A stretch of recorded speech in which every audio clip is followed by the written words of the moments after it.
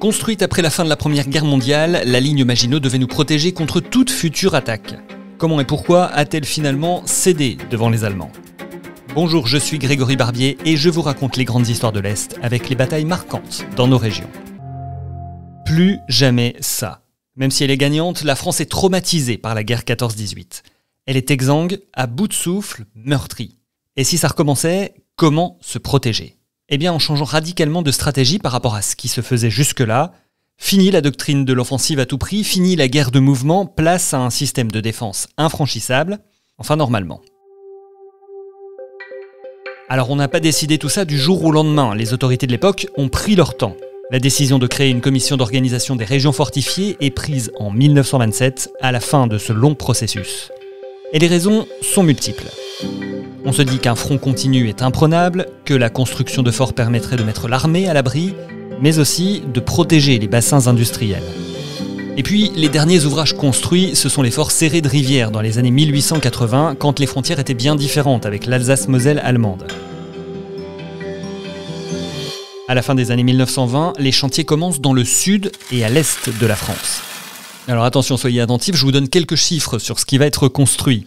44 gros ouvrages d'artillerie, 62 ouvrages moyens d'infanterie, 365 casemates, 17 observatoires, 89 abris d'intervalle, plus de 150 tourelles de tout type, des milliers de blocos légers et toute une infrastructure arrière de voies ferrées, de routes militaires et de casernement.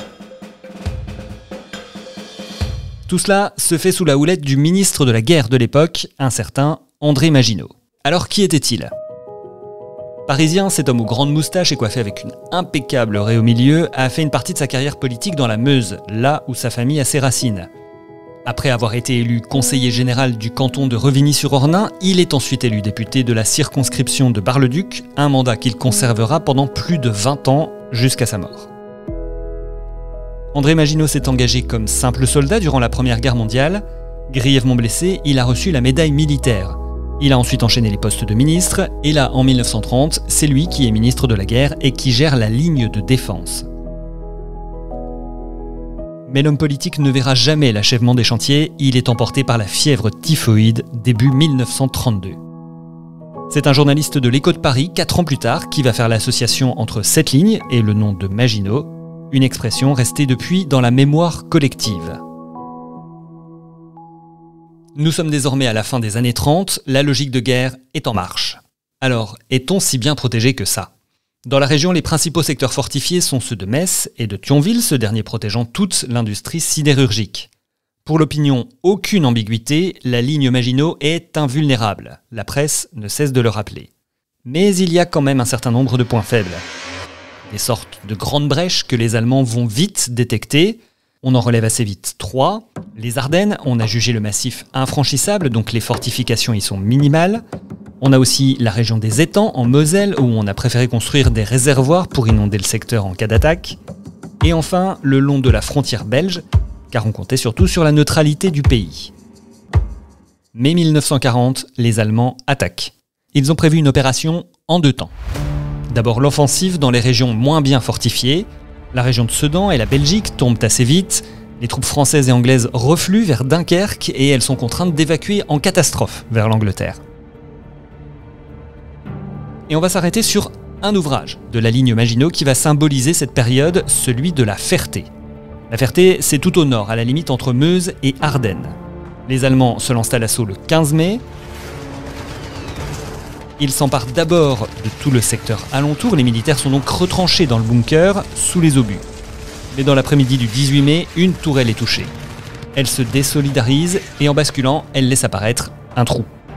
Les Allemands en profitent immédiatement pour y lancer des explosifs et des fumigènes, provoquant des incendies et obligeant les Français à enfiler leurs masques à gaz. L'ordre est donné au lieutenant sur place de continuer quand même à combattre. Mais lentement, les filtres à air sont saturés et au matin du 19 mai, il n'y a plus aucun survivant parmi la centaine d'hommes de l'ouvrage. Tous ont été asphyxiés. Je vous ai parlé d'une opération en 2 temps. La première partie du plan, c'était d'attaquer les endroits les plus faibles. La seconde, désormais, c'est d'aller encore plus loin en bloquant les mouvements des ennemis. Il s'agit de les prendre en tenaille pour éviter leur repli vers le sud. Côté français, les ouvrages sont évacués dans le plus grand désordre.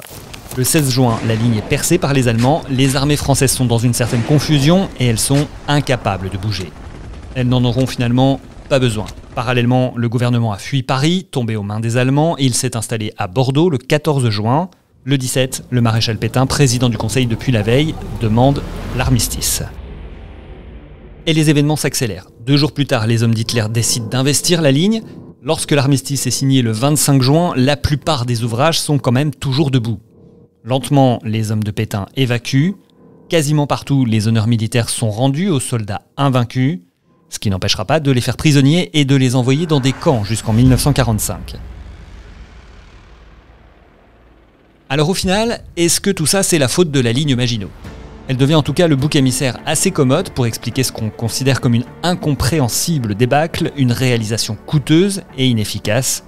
Mais si on prend un peu de recul, on peut dire que les dramatiques événements du printemps 1940 ont seulement montré les difficultés de la France à mettre en adéquation sa diplomatie, sa politique intérieure, sa stratégie et ses moyens financiers. Du côté des Allemands, la prise de la ligne Maginot est vécue comme un immense succès. La propagande s'en empare, inventant des combats chevaleresques bien éloignés des duels d'artillerie. En 1941, de pseudo-reconstitutions des combats, avec bombardements et lance-flammes, seront même filmés par les services de propagande. C'était les grandes histoires de l'Est avec les batailles marquantes dans nos régions. Et si vous voulez en savoir plus, il y a un article dans la description du podcast où je vous ai mis pas mal d'images de l'époque. La prochaine fois, on verra qu'il n'y a pas que la ligne Maginot qui a cédé, c'est en fait tout le nord-est de la France qui s'écroule face à la guerre éclair menée par Hitler. Les grandes histoires de l'Est, c'est dispo sur toutes les applis de podcast et de streaming. Abonnez-vous pour recevoir tous les épisodes automatiquement. À dans 2 semaines.